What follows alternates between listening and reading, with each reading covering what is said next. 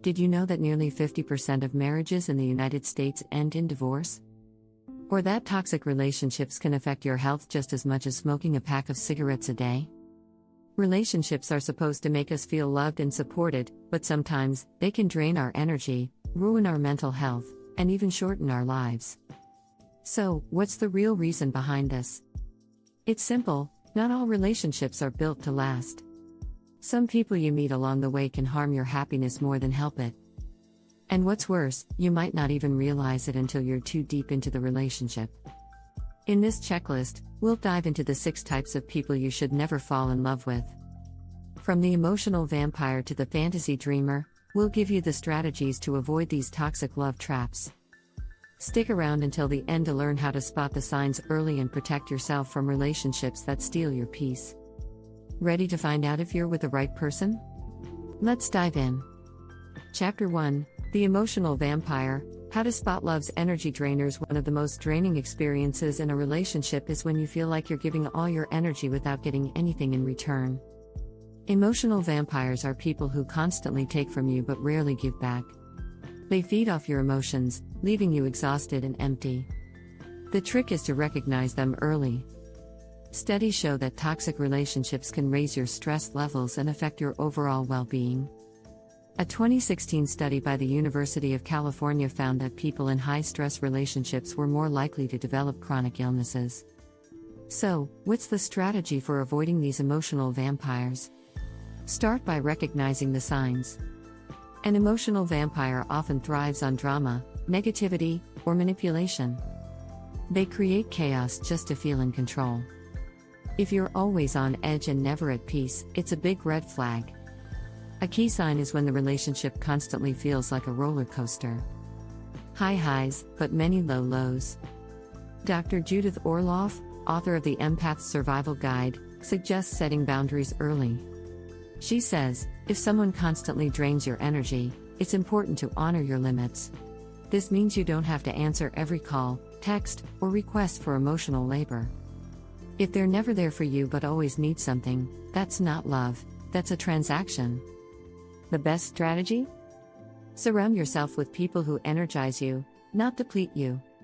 If they constantly leave you feeling emotionally drained or used, it's time to walk away. Choose to build relationships that bring you joy, not stress. Chapter 2: The Mirror of Insecurity. Why you can't build love on low self-esteem. Relationships built on insecurity are like houses built on sand. They might look good for a while, but when the storms of life hit, they collapse. People with low self-esteem tend to look for validation in others, making the relationship unbalanced. A 2013 study by the Journal of Social and Personal Relationships found that individuals with low self-esteem often create more conflict in relationships. They rely on their partner to boost their self-worth, which can quickly drain both people emotionally. So, how do you spot someone who has these issues? They may constantly seek reassurance or validation from you. Their neediness can feel overwhelming at times. It's like they need you to constantly prove your love. If you're dating someone who's always asking, "Do you love me?" or "Am I good enough?" be cautious. This kind of behavior can put a lot of pressure on you. Another key red flag is jealousy. People with low self-esteem often feel threatened by others, even when there's no reason to. Dr. Lisa Firestone, in her book Conquer Your Critical Inner Voice, explains how self-doubt often manifests as jealousy, stating, the more insecure someone feels, the more likely they are to project those insecurities onto their partner. So, what's the solution? First, don't ignore these red flags. Instead, have open conversations about how both of you feel about the relationship. Remember, you can't fix someone's self-esteem. They need to work on themselves first. It's crucial to be with someone who feels good about themselves, not someone who expects you to carry their self-worth. Chapter 3: The Commitment Fugitive. Don't chase after a love that won't stick. Commitment is a two-way street. But if you're with someone who's constantly dodging the idea of long-term commitment, you might be in a relationship with a commitment fugitive. These people fear the idea of settling down and often have a hard time envisioning a future with anyone. A survey by Psychology Today found that 48% of people admitted to avoiding commitment at some point in their life due to fear of intimacy or fear of getting hurt. This number shows that commitment issues are more common than many think. So, how do you spot a commitment fugitive? They avoid serious conversations about the future. They may tell you, "I'm not ready for a relationship," or "I'm just having fun right now." They might also pull away whenever things start to get too serious.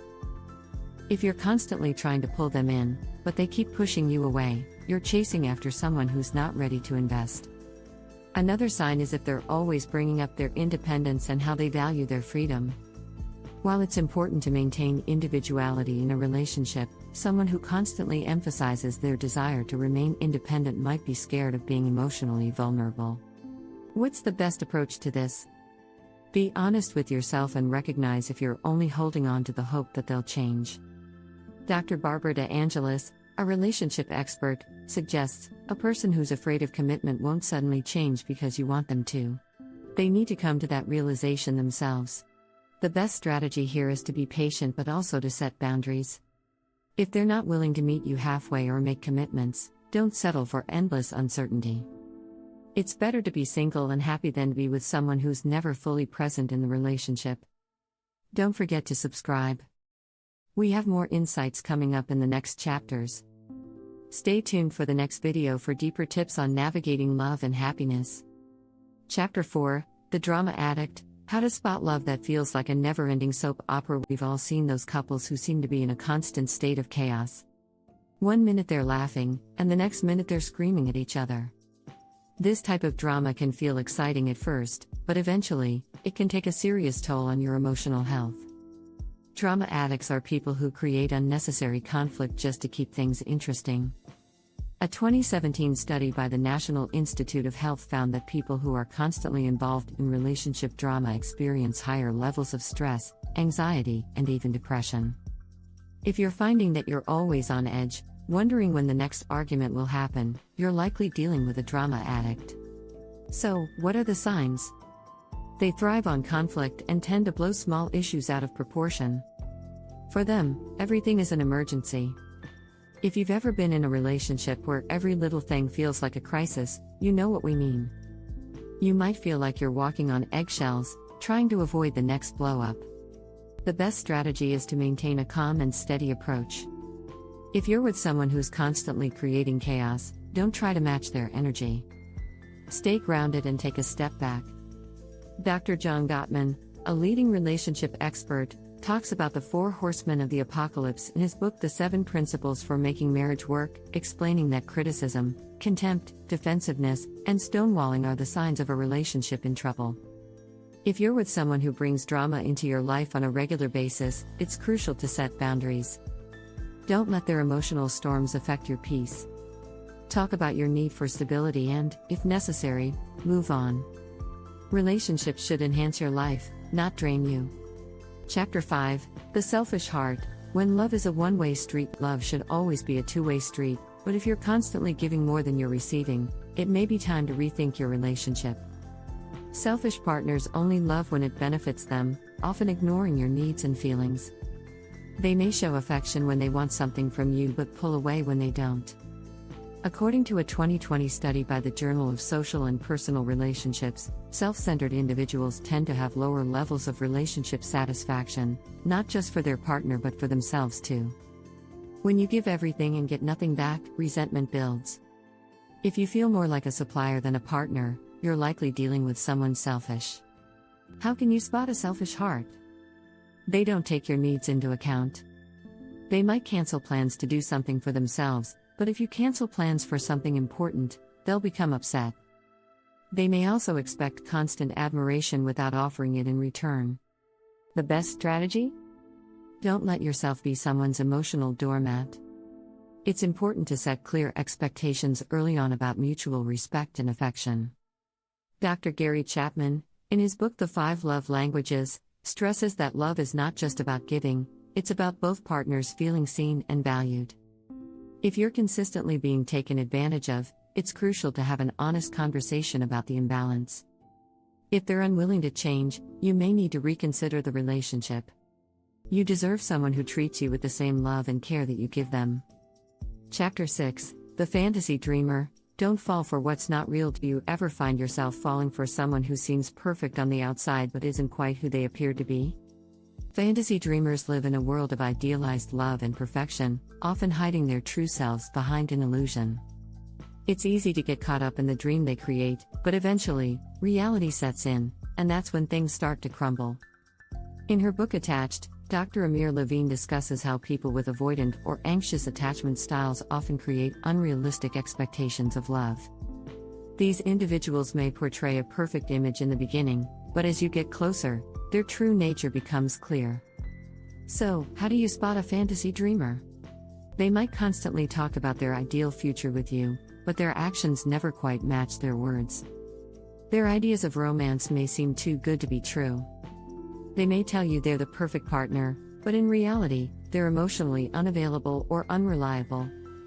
The key strategy is to focus on actions, not words. Love should be grounded in reality, not in fantasy. When someone promises the world but doesn't deliver, don't ignore the red flags. Dr. Laura Berman, a sex therapist and author, advises, true intimacy comes when both partners are real, not when they're pretending to be something they're not. The best approach here is to take a step back and see if they're truly aligning with your reality. If their perfect image starts falling apart when tested with real-life situations, it's time to reassess. A relationship built on fantasy will always leave you feeling unfulfilled when the dream fades. By understanding these types of toxic partners, you can make informed decisions about who you invest your time and energy in. Love should be fulfilling, supportive, and based on mutual respect. Stay tuned for more insights in the upcoming chapters on how to build healthier, happier relationships. Don't forget to hit that subscribe button for more practical relationship advice. You deserve to be in a relationship that brings you peace and happiness.